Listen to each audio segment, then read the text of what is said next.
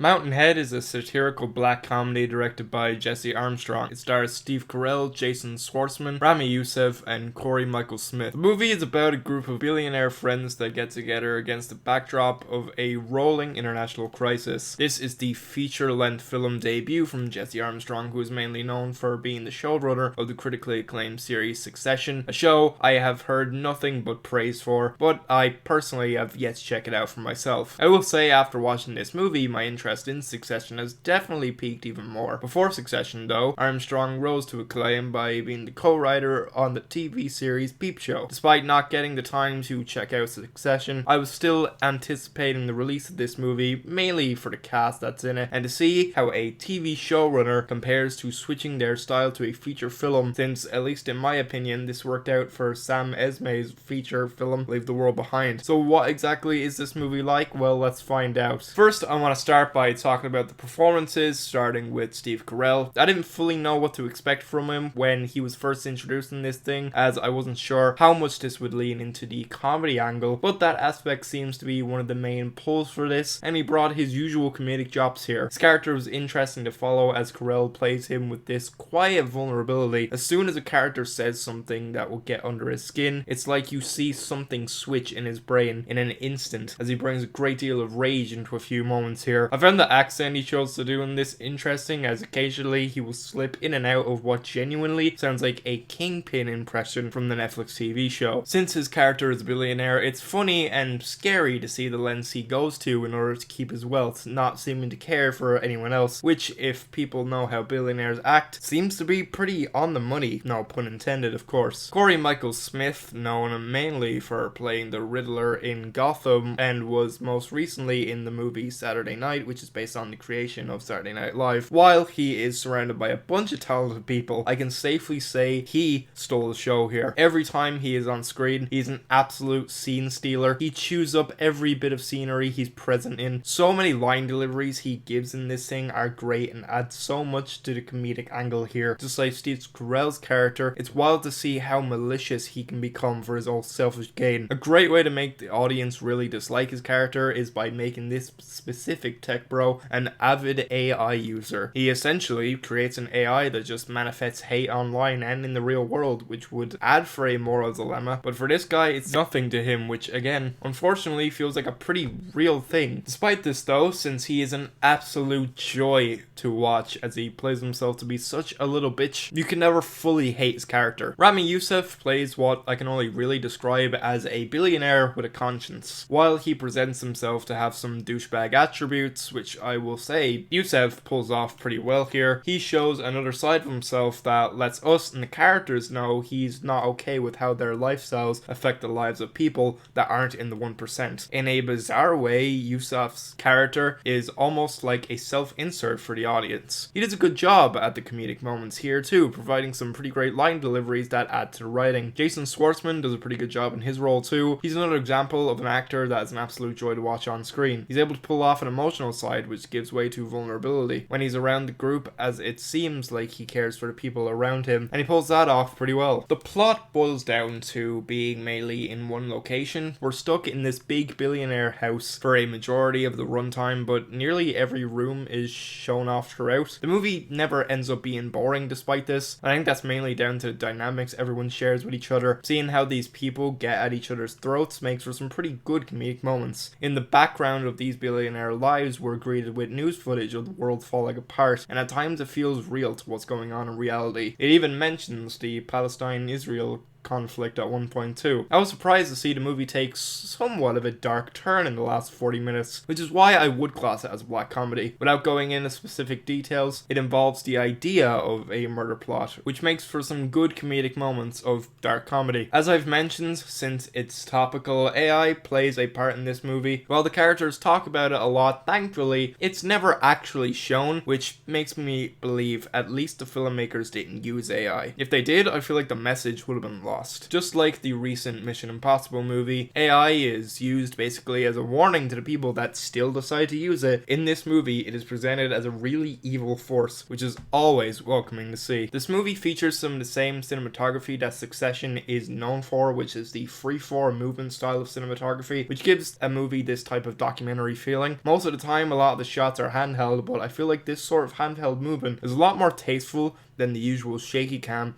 we've been so accustomed to for so many years. In a way, the camera movements make you feel like you're a part of the conversations and action that happens, as if the camera itself is another set of eyes. And I feel like when a movie achieves that, it always adds so much more. It made for a very engaging experience from start to finish. The color palette is also similar to what fans of Succession will be used to. It gives off this sanitized look, as if everything is too clean, and while sometimes when movies have this look, I tend to roll my eyes. But what makes it work here is whenever bright colors are used, they usually tend to stand out, which is always nice to see. And for the type of story this is, I feel like the pristine look helps elevate the overall aesthetic of this movie. The music in this movie was composed by Nicholas Brittle, known for composing music for the films of Barry Jenkins and some Adam McKay movies too. I thought the score was pretty good in this. A lot of the music suited pretty much all of the scenes they were used in, mostly featuring different pieces of piano works which evoke the feelings of different emotions in the scenes when these are called for. It's not extremely memorable in the long run, but does the job throughout the runtime. Overall, I like this movie. I noticed once I finished, it's been getting a lot of mixed reviews, which is understandable for a movie like this. It can be hard to center a story around unlikable characters, but I feel like the actors playing these characters somehow just have enough charm to actually make it work, where you can't help but smile at some of the things they do, while at the same time thinking to yourself about how people like this really are out there. And while it's too big of a stretch to say they're outright controlling the world, it does feel like a lot of terrible things that happen to the working class and people in third world countries always lies on the rich, and it's sadly funny to imagine them badly wanting to control the world, as the characters in this movie remark on how it's something they easily could do. I won't lie, the satire isn't on the nose in the slightest, but I don't mind when satire is like this. It worked recently in the brilliant Mickey 17, and it works well here too. The only thing I wasn't a fan of was a certain structure in this movie which at times made it feel like less of a movie and more of a backdoor pilot for a new TV show. Since this is made for HBOmax, it's to assume that HBO is still a channel on TV. I say assume as I don't live in America, so I wouldn't know. What this movie does from time to time, it will present the title card of the movie as if an ad break were to be spliced in between these titles. I hope this aspect is only due to the fact that this movie would also premiere on TV, because if so, that's great. I just hope this isn't testing the waters for other streaming services to start implementing ads during their movies. If this ends up being the case, it could truly be an awful outcome. I'm giving Mountainhead 3.5 stars. It's really well acted, well shot, that holds a story which may have been done a good couple of times, especially in recent years, as there seems to be more and more eat the rich movies popping up in Hollywood, which I never know how to fully feel about. In a way, it seems rather redundant that a big movie making money printing machine like Hollywood can make movies with this concept, but Jesse Armstrong is no stranger to this sort of plot and does it well here. Obviously, if I were to recommend this, I would say it's perfect for Succession fans if they need a little something extra to chew on now that the show has come to an end. And for those who haven't seen this show, I think it's still worth checking out, as it's always worth seeking original movies wherever you can get your hands on them. This is not an ad in the slightest, but for those interested in checking this out, it's on HBOmax. You didn't hear this from me, but if you don't have the streaming site,